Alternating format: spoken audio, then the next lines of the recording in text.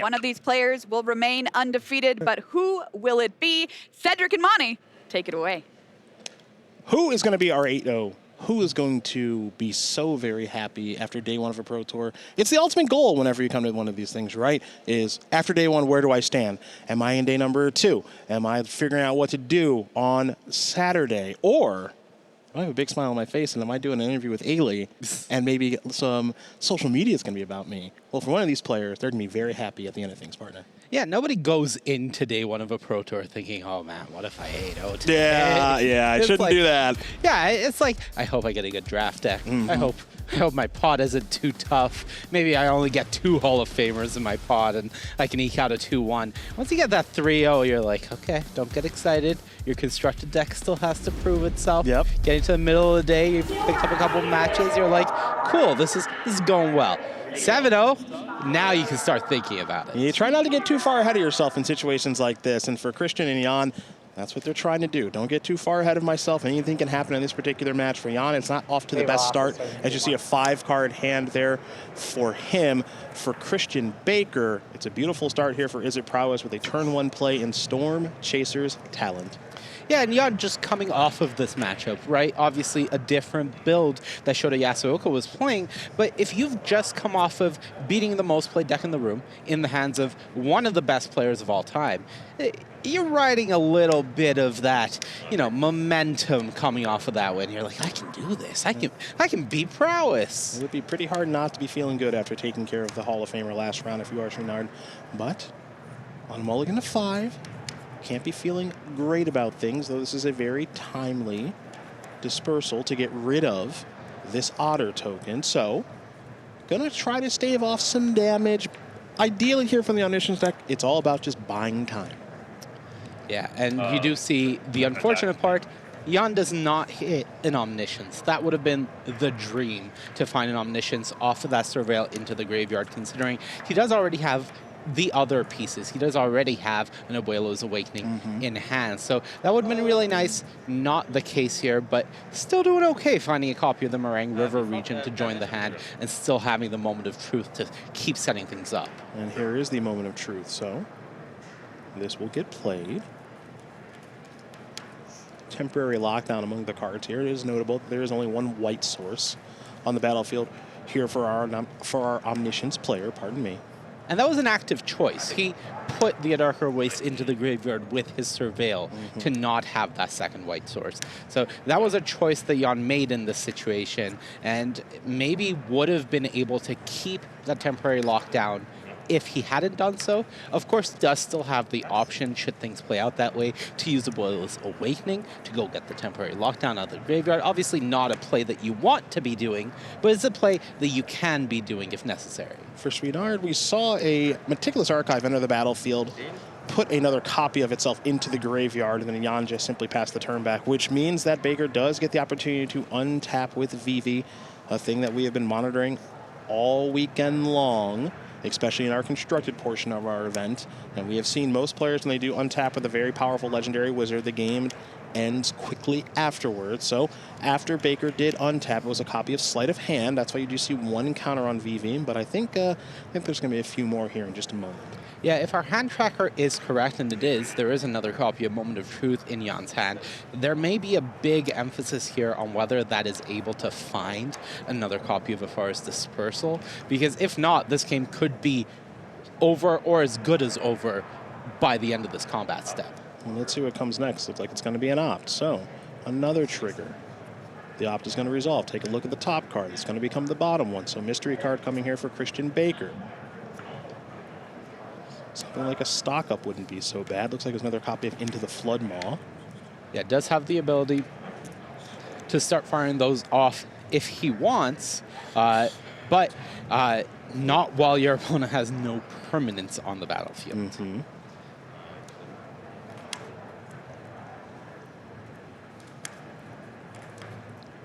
So Vivi's gotten some nice work done. Of course, there was a Monstrous Rage cast on the very powerful wizard, so now it's time for a little bit of math. Whoa, sorry. 3, 6, 7, 8, 9, 10. Yeah. What's it? 3. That's fine. Before damage. Yeah. Yep. Looks like we'll see a moment of truth here from Yann.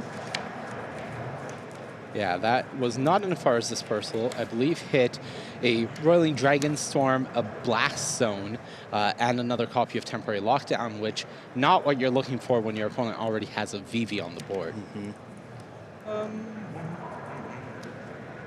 have 3 cards. It's really best cards. Yeah, difficult decision here because that VV is putting a lot of pressure on this game very, very quickly. Yeah, once again, the big issue for Yann wasn't able to put an Omniscience in the graveyard, so all the hopes of having a combo kill available to him gone at this point, and now it's a matter of, can I survive after taking this attack for 10? Down to 6. Go Chouinard. So we head back Yann's way. One card. But of course, the Omniscience is the draw step. Untimely, but can be discarded to the Roiling Dragonstorm. So 2 cards coming and 1 predictable card, I think, headed to the graveyard. Yeah, I don't think we're going to get that far. I think that it is... It's got to be perfect, right? It has to be Dispersal in a land. It's got to be, and, you know, the odds are not in your favor. And now we head back over to Christian Baker, who's picked up a copy of Corey Steelcutter. I'll activate VV. Looks like it's going to be an activation of VV here. Yeah, and it's going to be the Storm Chaser's talent level 2 that I think Christian's going to rely on to try to get the job done here. There's the Cutter. Monstrous Rage was returned to the hand. The follow-up here is the Rage on the Otter, trigger the Cutter and VV. There's the Monk, and that is going to do it. Christian Baker very quickly, very easily going to win game number 1 here. Is It Prowess is 1 game away from being our lone 8-0 here at Pro Tour Final Fantasy. Yeah, pretty fitting. Unfortunate for Yann, of course, that was a mulligan to 5, so never really found the pieces, and you saw how close those margins were. 1 card short of hitting that Omniscience with Moment of Truth and getting things rolling, but now you have to shake it off. Game 2, new hand, try to do it all over again. Sleight of hand will be the play on turn number 2 for Christian Baker. Of course, let things off with the Storm Chaser's talent. There's a Spire Bluff Canal. Now here's another copy of Sleight of Hand. Yeah, they sent 2 copies of Afar's Dispersal for Yann available to him, but also, I believe, 2 copies of Moment of Truth as well, so really has the ability to set up this hand and try to get things going, even though this was a mulligan to 6 for him here in the second game. Yeah, Yann currently missing both pieces to the puzzle. No Omniscience, no Boiler's Awakening just yet, but given the amount of cards that we believe Yann will be taking a look at over the next handful of turns, that could change very, very quickly. Yeah, you do see just the prioritization of the life total and keeping the board clear, opting to go for the less mana efficient play in the Afar's Dispersal rather than the Moment of Truth, but just understanding that keeping your opponent's board clear and your life total up is a very good position to be in. I don't think this is good here for Yann. I believe missing the land. That's what I'm seeing. After the surveilling with the Dispersal and the 2 cards drawn with the Roiling Dragonstorm. So that's pretty brutal right now. Yep, and Moment of Truth is to be discarded and just passing the turn back. So we're going to head back Christian Baker's way, who doesn't have anything on the battlefield, and actually no play to make either. So if you're Yann, you actually got to be pretty thrilled about that. No VV, no stock up, no nothing. That's the best case scenario, and the fact that your opponent is not using anything like a Spell Pierce here to try to keep you from resolving this Moment of Truth and building, that's a good feeling. Of course, they could still have this Spell Pierce and using it to answer a potential Boiler's Awakening, but you really do feel like you got away with one there, that you didn't get heavily punished for that turn that you essentially took off. Yeah, now here is stock up, and this is not the ideal time to cast that card with Omniscience in the graveyard. So Christian Baker is just going to pass the turn back once again with no pressure, and this is a situation that Yann loves to be in insofar as there's no pressure breathing down his neck. So he actually gets the opportunity to use all of these cantrips and weird cards that are in hand and actually kind of build up his hand in a way that is actually beneficial. So Not so bad, though this will change things a little bit here in Enduring Curiosity. Not a card we've seen a lot here this weekend. No, definitely a sideboard choice more this weekend than the previous main deck powerhouse that we've seen the deck being in the past. It is a nice way to be able to deploy instant speed threats when your opponent isn't presenting their combo. So that is a lot of the value there. I believe Clarion Conqueror was the play from Yann, just a way to stop your opponent from abusing Vivi, and that got bounced to the hand here with Into the Floodmaw, clearing the way for the Curiosity to get through. So we're going to head back Yann's way now, and it might be time for Clarion Conqueror once again, and it is. The 3/3 flyer will stop all activated abilities of artifacts, creatures, and planeswalkers once it's on the battlefield. But another copy of Enduring Curiosity is going to make this 3/3 dragon not really all that scary. Yeah, and this is really cool tech coming from Christian Baker. Having threats that dodge temporary lockdown has been sort of the name of the game here. And the fact that if you tap out for Vivi, it's an opportunity for your opponent to go for a Boilo's Awakening really makes this Flash Cat enchantment have a lot more appeal than maybe initially seems. Yeah, I kind of like how Baker is sideboarding into more of a Flash-style game plan against the combo deck. He's left a lot of mana up every single turn, playing creatures on the end step, and then tapping with all of the mana available, so it's clearly dedicated to a different game plan, it looks like, than Game 1. Yeah, and the fact that these Curiosities do stick around, meaning that if you make one otter, it can put up a fight and start drawing you cards rather than just being a prowess creature, really adds up. Yeah, so Enduring Curiosity is back again after that Disdainful Stroke took care of a Boiler's Awakening, and now Enduring Curiosity, excuse me, is going to draw a couple of cards. So just kind of, again, playing more of a Flash-style game, maybe Protect the Queen-style game where I have one threat, it's drawing some cards, and then I now have the ability, because my hand is pretty good, to draw some more cards here via stock up, where we didn't see Christian play that card when it was available on the fourth turn of the game. Now it's a lot safer. Yeah, I think previously just wanting to make sure that you're leaving up Disdainful Stroke and being able to pay for a potential Spell Pierce. Yann, of course, had the answer, but couldn't get through the Disdainful Stroke because of how much mana Christian had available to him. So the stock up is done resolving.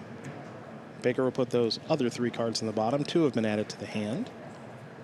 And we'll see what the follow play will be if there is one. It looks like it may be a copy of Sleight of Hand, and it is. So take a look at the top 2. One, of course, is going to the grip. The other will go to the bottom of the deck. And it certainly does feel like Baker is in the driver's seat right now, getting to see all these cards, all this selection, and ideally building up a hand with a lot of counter magic. Yeah, we've seen this matchup quite a bit today, both you and I casting it as well as Marshall and Paul. And one of the things that we've seen is that the Omniscience deck can put up a real fight, but I think this build from Baker that has put together these Curiosities as the flash threats that they are, may be the most impressive way I've seen someone approach the matchup so far. Yeah. We haven't really seen much of this. There's a lot of different ways that you can build as a prowess over the course of this weekend. We've focused a lot on do people want to play VV or not. If they do, that doesn't want to be main deck or sideboard. We've, of course, had the kind of the micro conversation of Monastery Swift Spear here this weekend. Do people play that card? Team Channel Fireball is really all about it. Some other players, not so much. But we haven't had a lot of conversation around Enduring Curiosity. It's a card that, of course, we saw a lot of in Dimir, but not so much here. Yeah, I think it is very much a mid-range card rather than this tempo deck that we see as at prowess being a lot of the time. But as a sideboard strategy where you are going heavier on counter spells, where you are going more reactive and you can afford to pass turns with so much mana, you can definitely see how this card just moves the game in the direction of being very awkward for your opponent to play. Here is a copy of Moment of Truth, so top 3 cards. Negate stock up among them. I think the third one is a copy of Meticulous Archive. Regardless, this is a very difficult situation here for Yann, who has not found the best of hands over the course of this matchup thus far. 5 cards in game 1, 6 here in game number 2. Threatened to put an Omniscience in play this game, but that got quashed very quickly. And you've seen the way that Christian Baker has played this game, because he's never really under any intense pressure, can take this very slow approach and be very, kind of, I would say, meticulous about how he wants to ramp up the pressure, because his life total's never falling. You, of course, see that he's still at 20. And if he elects to deploy Vivi at some point, sure, but has been very cautious and meticulous about how he wants to go about deploying his threats over the course of the game, because what you can see right now for sure is this hand is all loaded up. Yeah, there is just so much gas here, and as long as you are playing patient and you are leaving up answers, it's just going to be a problem for Yann eventually. There's so much pressure coming from Christian. Not obvious pressure, but impending pressure. Yeah. It's all about the inevitability here. Because the longer this game goes, the worse it actually gets for Yann, not better. And it's already pretty bad. Right. I gotta say, I'm really liking the look of Get Out in this deck. Yeah? Yeah. This is a cool one. Just being both a counterspell for what your opponent is presenting, but also having the mode to return the enchantments you control. Just saying, okay, I'm going to rebuy some Storm Chaser's talents. I'm going to set things up. I'm going to protect a Vivi in the right situations. This is a cool build that you see Christian bringing out here. Yeah, the build of Izzet Prowess that we see working its way to 8-0 right now is unique amongst the crowd. And again, there's a lot of different ways that you can go about building this strategy, because there's a lot of option, because there's a lot of cards that are legal and standard right now. There is no consensus build. The only thing that we're sure of for sure is that the deck is good. Yeah, I think one of the things that I actually think about regularly is Paulo Vitor Damarosa in his testing when talking to the team was saying that Izzet Prowess is one deck, but it's not really, because the different builds of Prowess, the ones with Slick Shot Show Off, the ones with more VVs, the ones with Monastery Swiftspear, they're all sort of different decks in a lot of ways. You can't prepare for them in the same way because their game plans are so different. Each of them feels like a unique deck, and how do you account for that in your testing? So when you come with another unique build like this is something that people just may not be ready for, regardless of how much testing they've done against Prowess. I would agree. I would absolutely agree. Many cards? 7, yeah. Yeah, that's everyone's favorite answer. Yeah. How many cards? 7 of them. Good luck. P.S. None of them are lands. Are they good? Yeah. Yeah. Pretty good. Yeah, Yann's in a world of trouble here. You see Stock Up and Meringue, River Regent. That's the hand, and I'd say Christian's got those beaten then some right now. Yeah. You have Cavern of Souls, Meringue River Regent. You're like, okay, I can guarantee this resolves. Then what? Yeah, that's the big question. Then what is a really good way to put it. Yeah, I don't know. I think I can speak for a large majority of Magic players when I say looking at Christian's position here. It's kind of the dream. You just have every answer, everything you want. We're all set up. Like, yeah, okay. If this is what you're into. Oh, are you not? Yeah. No? Yeah. So all the triggers are on the stack. All right, all the triggers are on the stack. I'll let Christian take it away. Yeah.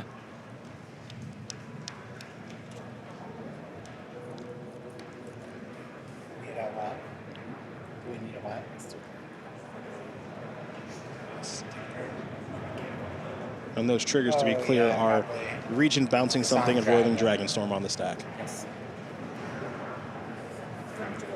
Yeah, if you could. Dragon. Thank you. Just making sure we get that cavern marked. Gonna be a second. 29 minutes. 29 minutes indeed.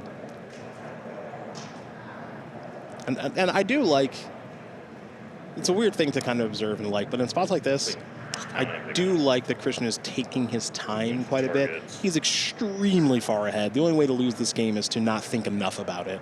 Yeah. And credit to Yann, very chill in a high-stakes situation like this. You know, you're 7-0, you're playing for 8-0, you're down a game and very far behind, but seems to be still in the same element. Has his cool, thinking about his plays and just making sure that he's playing things the right way. Yep. So this town ain't big enough. Gonna bounce a couple of cards. And now the Regent will resolve. The Dragonstorm is back in the grip. Here for Yann. Curiosity back in hand. Yep, and so that'll get redeployed here. It's a creature again. Yep. So can't start getting back into the red zone and draw a couple of cards. I think this is over. I think you can go Quarry Steel Cutter. What does that do? Ah, I haven't seen that one yet. does a thing or two. Okay. Toucan. Double barrage into the Meringue River region. And I believe Monstrous Rage alongside those should close things out here. Yeah, of course. The question is there any reason to actually go for it right now? I'm not disagreeing with you that it could end the game, of course, but is there anything that you actually care to play around? Is there a reason to actually make the full shove? Right, and I think go that's for what it? Christian's thinking about as well, is what does my opponent have, and how bad could it go? How much of my resources am I committing to this? If you're able to still leave up the disdainful stroke throughout all of it, you're feeling a bit better about it. Let's do this.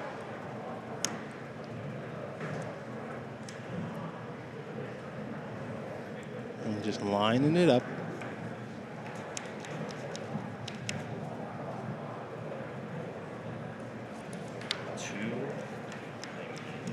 Looks like Christian has access to 8 mana right now, and that's before something like VV would work itself into the equation.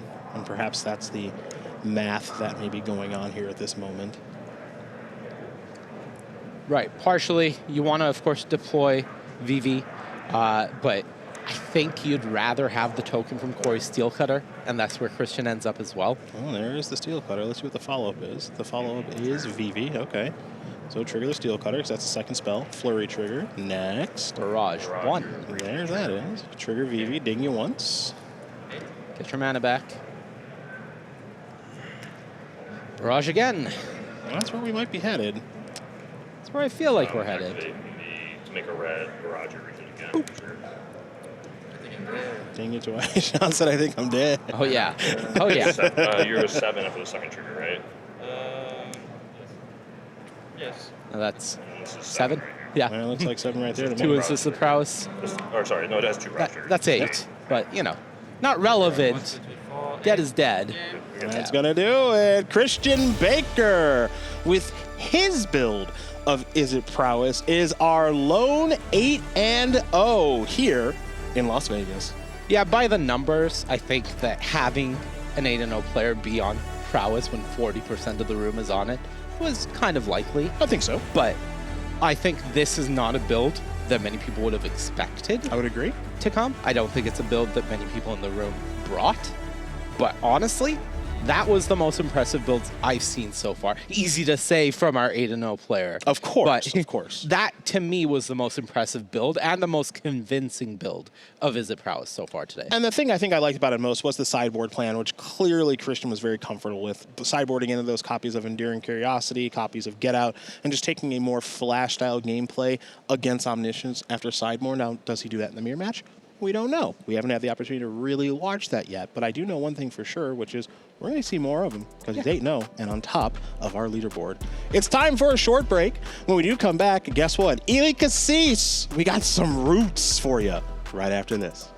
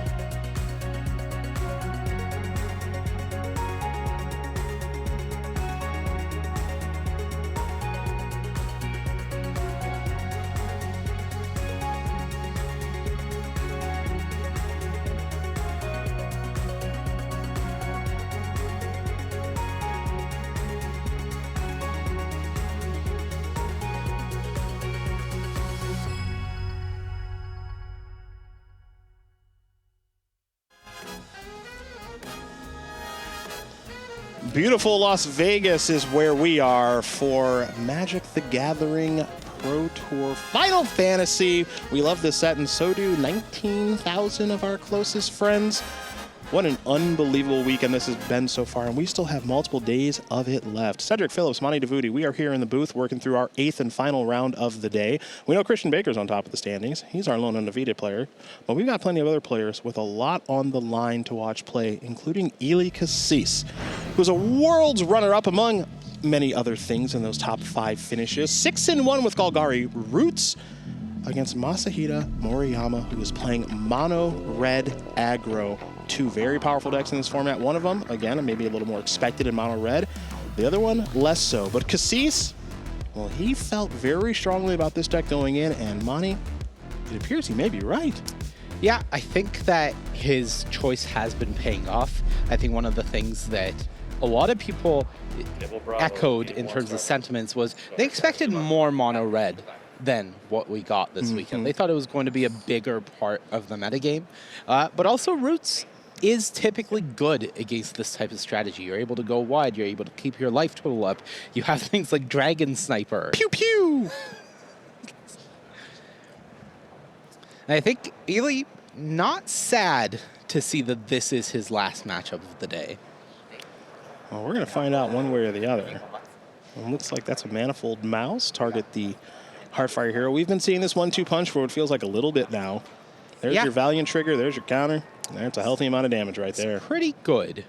It's a pretty good curve. Really the core of this mono red, now aggro, used to be mono red mice deck, has just been the combination of these 2 cards alongside Emberheart Challenger to round out the trio.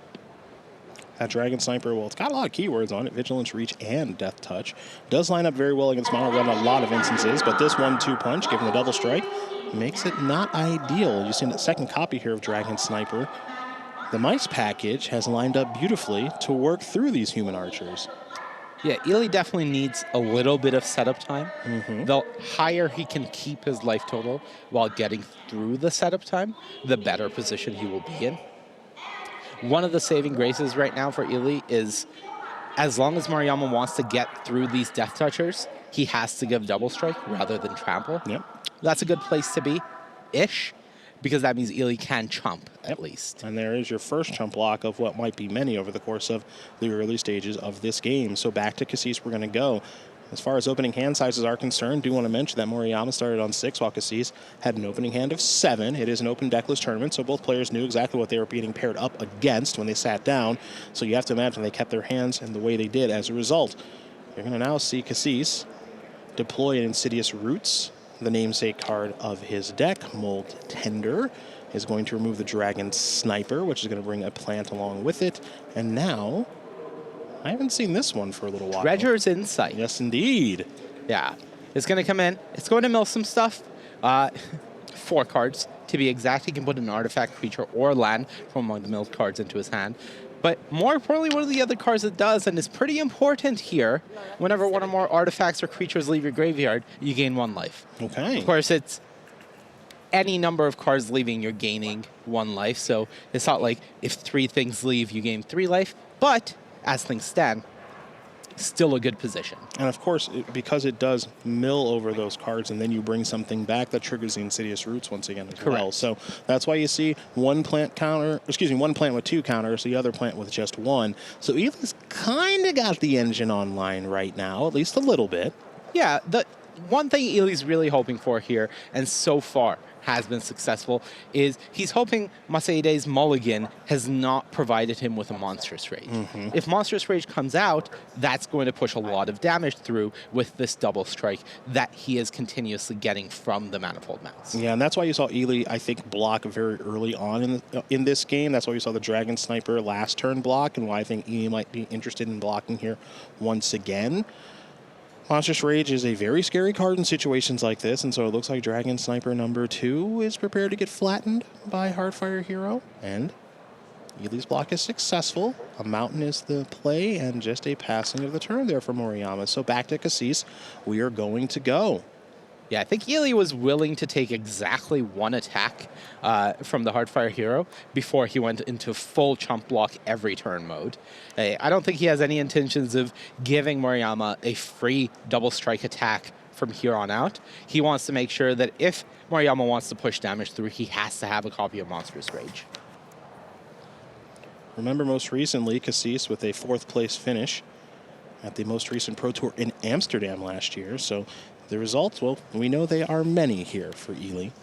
And he does it with a wide range of strategies, including this one here in Golgari Roots. He's off to a beautiful start. And you see a little bit of clarification on what exactly these plants can and cannot do, sizing, all that other stuff. But for now, you saw a cash grab resolve, milling 4, putting a permanent into the hand, and if you control a squirrel or return a squirrel card to your hand, you get to create a food token. Not this time, it looks like. Yeah. Did make a plant, did gain the life. Yep. So you do see the engine rolling now.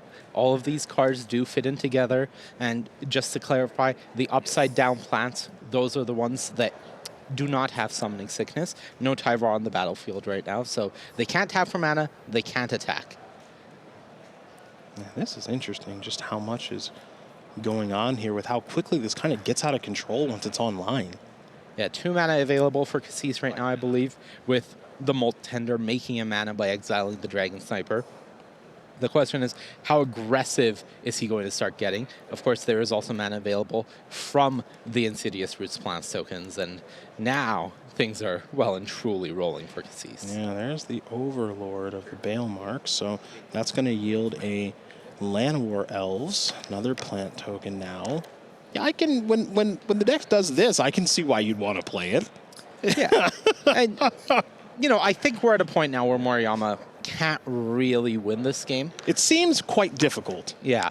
No Screaming Nemesis. That's how you would hopefully try to have pushed damage through early. Maybe try to get that ability triggered to make sure that Ely can't gain any more life. But when your opponent has a full board that you can't really break through easily and is at 20 life and their engine is rolling, it all becomes a bit much. There's a copy of Haywire Might. Remember, these plant tokens also get to tap for mana, too, at least the ones that have been around for a little bit. And those were the upside-down ones. Right side up, those are correct. And now Eth is just going to pass the turn back after what was one heck of a turn here. So chump blockers aplenty, excuse me. And yeah, Moriyama says, I am beat. I don't even think Monstrous Rage is going to be good enough now at this stage of things. And we're going to head back over to game number 2. Ely Kassis wins game number 1 with this very innovative Golgari Insidious Roots deck. Yeah, I think Ely really making things look good there, getting the first game done. Of course, that was a mulligan to 6 from Moriyama, so Ely was able to take advantage. Now he has a mulligan to 6 of his own. So now maybe Moriyama, with the play, being able to deploy the removal spell, hopefully followed up with an Emberheart Challenger or a Manifold Mouse here, can start putting pressure on. But again, Ely, anytime he's not taking damage, feels good about how the game is going. That Manifold Mouse is going to bite the dust. Things got a little bit petty up in here. There's a little petty revenge there from Kassis. Take care of my Molt Tender. I'll take care of your Manifold Mouse. Emberheart Challenger is going to come across throw. And that's going to bring Kassis down to 18. Yeah, it's interesting to me how much graveyard hate Moriyama is going to be bringing in, because there's not much in the sideboard. There's one Ghost Vacuum, one Soul Guide Lantern, and, you know, they do help with the matchup, but also one of the issues for Mono Red is definitely the fact that you can't really water down your deck too much. You need to push that critical mass of damage through. As soon as you start slowing things down too much, you're losing. Let's see what the follow-up is here. Okay. Looks like a little offspring action here with the Manifold Mouse. You don't see that a ton. It kind of gives you an idea of how Moriyama's draw is going, I think. Yeah, the fact that you've only dealt 2 damage so far as turn 4 when you were on the play, not how you want things to be going. No, I don't think so. I did, I believe, see a copy of Monstrous Rage in Moriyama's hand this time, so does have access to that. And when you have 2 Manifold Mice, you can start stacking them together a bit. So things can be getting out of hand, but you really want one of those valiant creatures to be taking advantage of these triggers, and we saw that Ely's been using his removal very aggressively up to this point, making sure that that Emperor Heart Challenger not sticking around. Now here comes Tyvar. He's going to mill a couple of cards, build the Planeswalker. Cash grab, another copy of Tyvar among those cards. Now it looks like a Molt Tender will be headed back home. Yeah, it does get to bring that onto the battlefield, and of course you can activate it as if it had haste, thanks to Tyvar. Did mill a copy of Dredger's Insight. That was, of course, very strong in the first game. But right now, I think Ely really wants to find a Roots, considering the rest of his engine is rolling. Yeah, it's kind of all there right now, and that's just the missing piece, especially alongside Tyvar. That's when things kind of get a little out of control. We saw what that looked like in game number 1 without Tyvar. I'll tell you what, you're really in for one if you're just joining us and you haven't seen it alongside the Planeswalker. Copy of Opera Love Song there in Moriyama's hand. Might need to fire that off just for the card advantage. Though if he's able to put together an attack here and goes double strike, attack with both. And if Ely doesn't respect this, Opera Love Song can do a lot of damage. And Tyvar is worth respecting, and so that's where those mice are going to go, and the Planeswalker is taken care of. And that'll be it for the turn. Notable is we're going to head back over to Kassis. And again, Ely currently up a game here with this Golgari Root stack. Molt Tender is going to get active. Once is nice, twice is fine. This looks like 5 Overlord to mana. me. There's an Overlord, folks.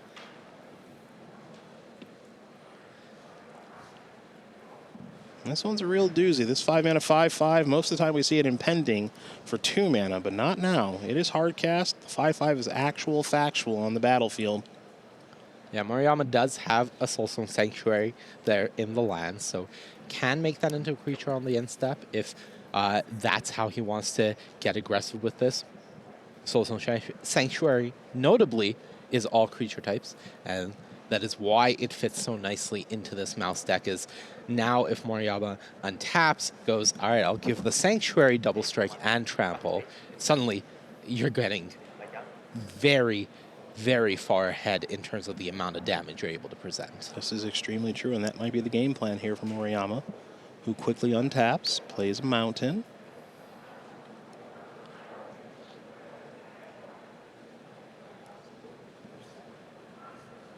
You see Moriyama taking a good look at Kassis' graveyard.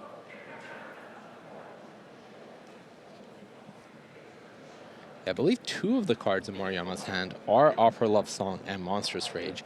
Haven't gotten a good look at the third, but he's doing math. And that's always pretty scary. So here come the creatures. I believe he said both double strike, if I heard correctly. Well, I think we're going to find out the hard way here in just a moment. Remember, Kassis' shields are entirely down. No mana at the ready. Now it's just a question of how do I want to block, if I want to block at all.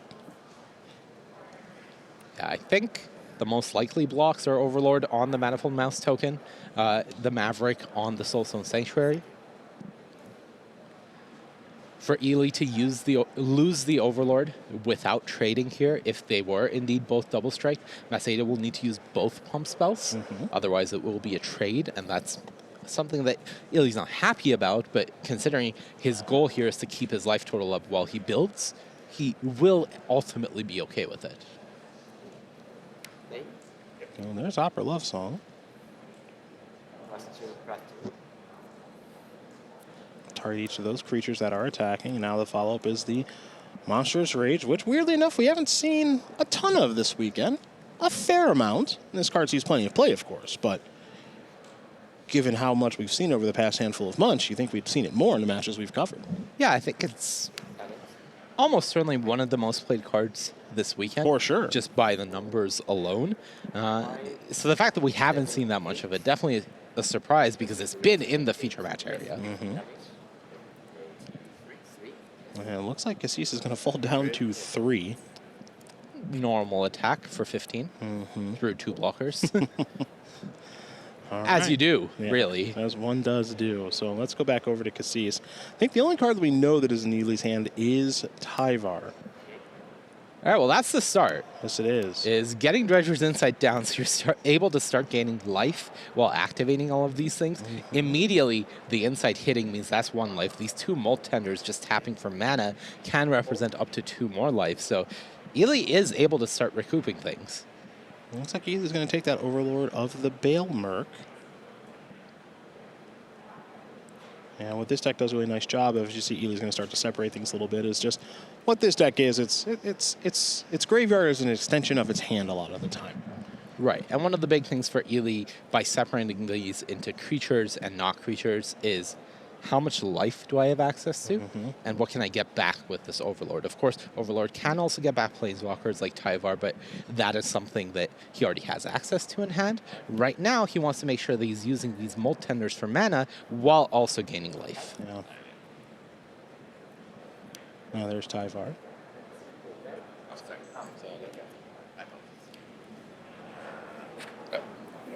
Likely this is going to go down, and the plan being to get back a Molt Tender. Yeah, Scavengers might be attractive. Yeah, that's a pretty good draw. It might change a little bit. Yeah. So there's Ooze. Gain a life. Yep. So that's up to 6.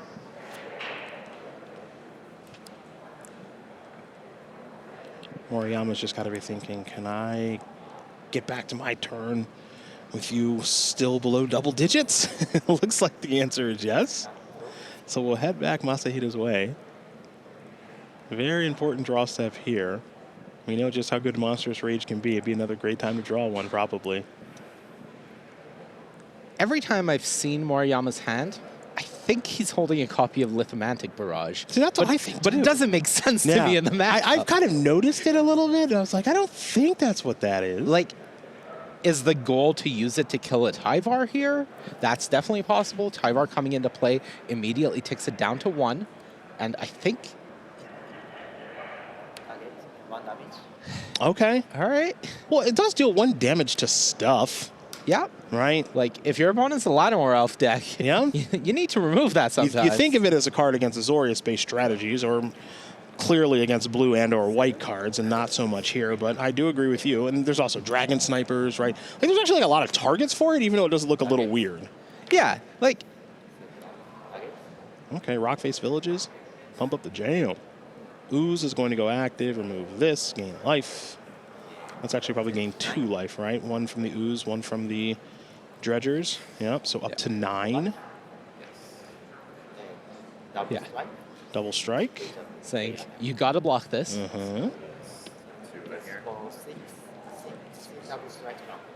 So remember, there's trample on there because of the Monstrous Rage. Yeah, that never goes away. No, That's no, a no. roll. Yeah, that's a roll, and that's a wrap. Game number 3 on the way between Masahide Moriyama and Ely Kassis. Kassis again on 6 cards. Looks like Moriyama on 7. Our final time to get to watch Golgari Roots in the hands of Ely Kassis today. He's going to kick things off with a Molt Tender. That's the start.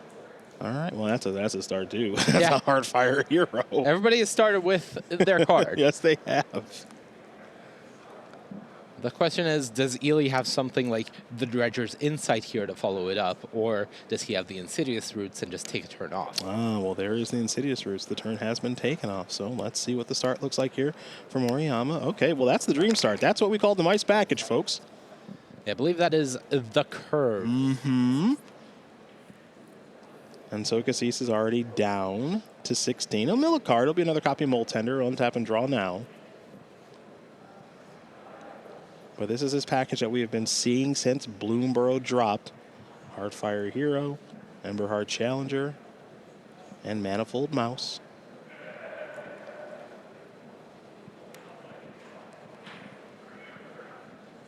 Ely would love to have a Tyvar here, but doesn't seem like that's the case. And Gonna settle for a Dragon Sniper Yeah. instead, thanks. no land either, so bit awkward for Ely, Yeah. of course. Does have the Molt Tender to make mana, make a plant. The plants can tap for mana if you untap with them. The question is just, what sort of position are you going to be in by the time that happens? Yeah, that is a very big question there. Obliterating Bolt, the Yeah. play from Moriyama here, forcing Ili's hand. Haven't seen a lot of that this weekend, but it is a timely removal spell here. And it does do some exiling, so you see Moltender is going to go active. A little bit of mana, that means make a plant. Does Kassis have a timely removal spell like Go for the Throat? The answer is yes. Take care of the Manifold Mouse before we get to attackers, so there will be no trigger. Yeah, definitely don't want that to happen. Because that was end of main phase 1, not the beginning of combat. As Kassis was floating mana, so now the Heartfire hero, there is no Valiant trigger, at least not yet. There's your block with the Dragon Sniper, and the Sniper is successful. Pew Yeah. pew! The most valiant sniper. Yes! Okay, all right. And now there's a Hired Claw. All right, now Ili has access to mana again, but what's his hand? Tyvar, of course, the Dream, but even something like Overlord of the Baelmerk would be excellent here. Yeah, there's a lot of good ones here for Kassis. That's 3 mana. That's Oh. okay. Now things might get a little ugly here for Moriyama. As Kassis now is Tyvar, finally alongside Insidious Roots. Going to mill a couple of cards. Get back a Dragon Sniper. That means the plant token's going to come along with it. 1 counter there, 2nd counter there. And does Kassis have a land to play? Not necessarily that he needs one. And Yeah. he doesn't have one. And if I'm Moriyama, I'm actually a little concerned about that because you know what that means. All gas. That's all gas in the tank. All gas, no brakes, baby. Yeah. And one thing that's unfortunate for Ili was the fact that Moriyama's removal spell there was Obliterating Bolt, just exiling the Moltender. He would have loved to get that back with Tyvar because he would have been able to activate it immediately, exile another card, make another plant, keep going. Instead, the fact that he had to settle for getting back a Dragon Sniper there, really unfortunate. But weirdly quite good. Yeah. All right, Moriyama's hand, I believe, is a Rock-Face Village. Emberheart Challenger. Another copy of Soulstone Sanctuary, if I've seen correctly. Both here. Yeah.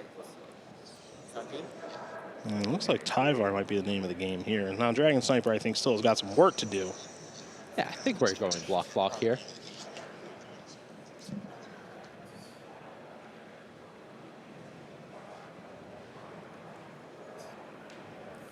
Yeah, and I think Moriyama may just put a counter on Hired Claw here. Yeah, just to make sure that it's not trading off with the plant.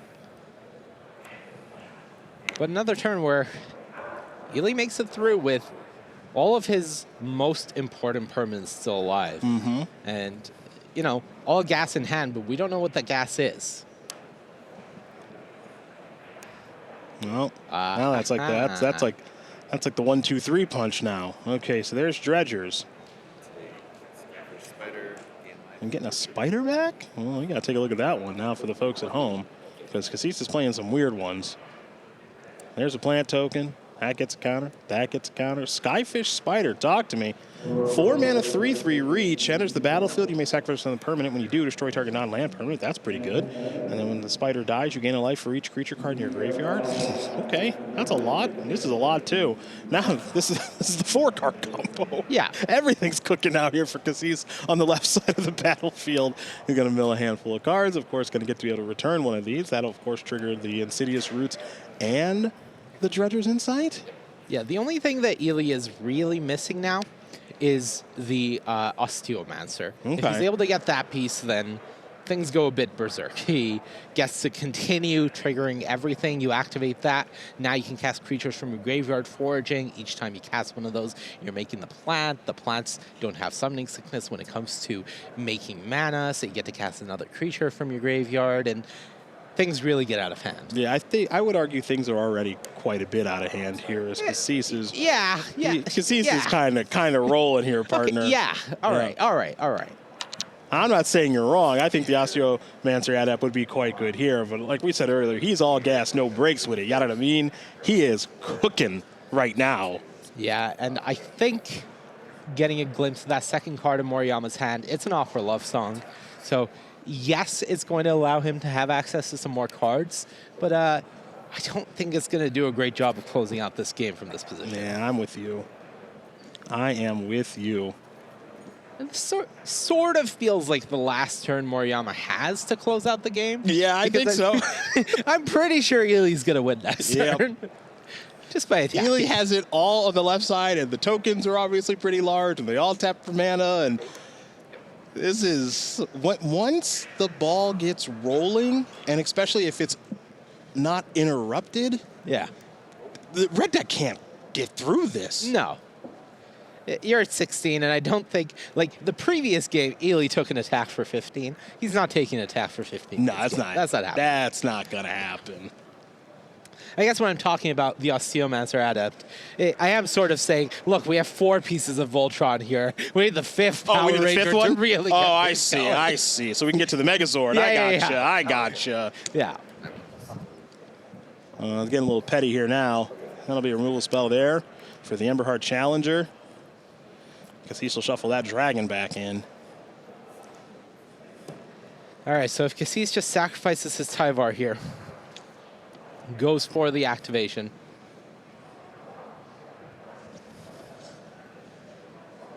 Mill 3. Yeah. There you go. Looks like Land War Elves, perhaps? We can maybe do better than that. Yeah. Pew, pew! We have a sniper in Pew, there. pew! Buff the team. That's right. Well, buff the plants, excuse me. 6-3. You hear Moriyama laughing Yeah. a bit. All right, Moriyama goes for a block on the 6. Yeah, this is really something. This is one of those things when you're getting ready for a Pro Tour. This is kind of the ultimate, did I submit the right deck, Yeah. right? Because you know coming in that Izzet Prowess is going to be the most played deck. You just don't know by how much, right? And then, of course, you know that Azorius Omniscience is also a deck that's going to be pretty heavily played. But again, you don't know how much. So when you're preparing for a tournament like this, if you're going to wake up and submit these cards, you have the potential to be very right, and oh, do you have the potential to be very wrong. And right now, Kassis looks oh so right. Yeah, I think talking to Ely at the players' party, when I asked him how he feels, he's like, I think we nailed it. Yeah. Yeah. And, one of the things about Ely, I know folks probably haven't had the opportunities like we have to talk with him with regularity. He's not hyperbolic at all. No. Right. He is confident when he believes he's gotten it correct. And when he hasn't gotten it correct, he will say as much. But he is not a hyperbolic character at all. And boy, does it look like he's gotten it correct. Now, here's an Opera Love Song. I'm going to exile a couple of cards, Screaming Nemesis and a Monstrous Rage. But it's going to take a lot more than that. Yeah. I've had the pleasure of testing for Pro Tours with Ely. He puts a lot of work in, despite having a family and a full-time job. Mm-hmm. And, just being a general adult about all things. He puts a lot of work in. And when he makes deck choices, he is darn sure of them. Yep. Otherwise, he takes a lot of time to think about things. He was pretty locked in on this Roots deck pretty early, I would say about 2 weeks ago. And he's had 2 weeks to just hone and tune and play matches with the deck that he's sure about. And that's an Ely Kassis that's scary when he's in that position. If you're the competition, you want an Ely Kassis that's, it's Monday night, deck submissions in 2 days, and he's still unsure and testing 3 different things. Yeah. This is not the man you want to see. No, this isn't what you want to see at all. He is extremely prepared. And, one place where he also gets a little bit of an edge, and we don't talk about this enough at the Pro Tour level, is when you bring a brew that looks like this, the opponent doesn't necessarily know everything that you're going to do, but you darn well sure know what they're going to do, especially if they're playing one of these stock decks of the format that you expect. So when Ely plays up against almost any blue-red deck, he's going to know what they're up to. I've seen Stock Up. I've seen Corey's Deal Cutter. I've seen it all from that deck, and I'm prepared for all of it. Are you prepared for how my engine works and what I'm up to and the sequencing that I have? Especially at this level where you may not know all of the small little interactions that a deck like this can do and you miss your spot, that can be a match loss. That can be the difference between being 6-2 or 7-1. Yeah, which is a huge difference. Yeah. It doesn't seem like that much, but it is a huge difference. It's very much having that extra loss to give in day 2 is absolutely massive. And, they're both from big teams. Masahide Moriyama is from Moriyama, Japan. Ely is from Team Handshake. So if you think about the amount of work that these big teams put into Pro Tour preparation, if you think about the number of matches that Ely probably played against his team on Mono Red, probably, in the double digits. Yep. On the other hand, how many games do you think Masahide Moriyama Double problem. played against Golgari Roots? My answer would be not enough, as Eli Kassis is going to win this game and match here over Masahide Moriyama. A very, very impressive display here for Kassis and his Golgari Insidious Roots deck. Is it the best deck in Constructed? I have no idea. The one thing I know for sure is this. He felt like it was the best deck for him, and who can argue otherwise? Yeah, is Corey biased? I have no idea. Yeah. I'm just saying, that was the first time we've seen him congratulating a player in the feature match. Well, those two are pretty good friends, so that's not much of a surprise. But what a display that we've seen over the course of the day, starting with Draft and, of course, into Constructed. Yeah, and I think it's been a great day of Magic. Draft was a blast. This format is awesome. Constructed, a lot of the same matchup over and over again, but still what we're seeing is different builds, different decks, Golgari Roots, maybe a build of prowess we didn't expect. There's a lot of room for innovation within the tight margins of the standard format still. Day one, so much fun. We got more Magic coming tomorrow, but for now, Maria's going to take us home. Hi, thank you so much, Cedric and Monty.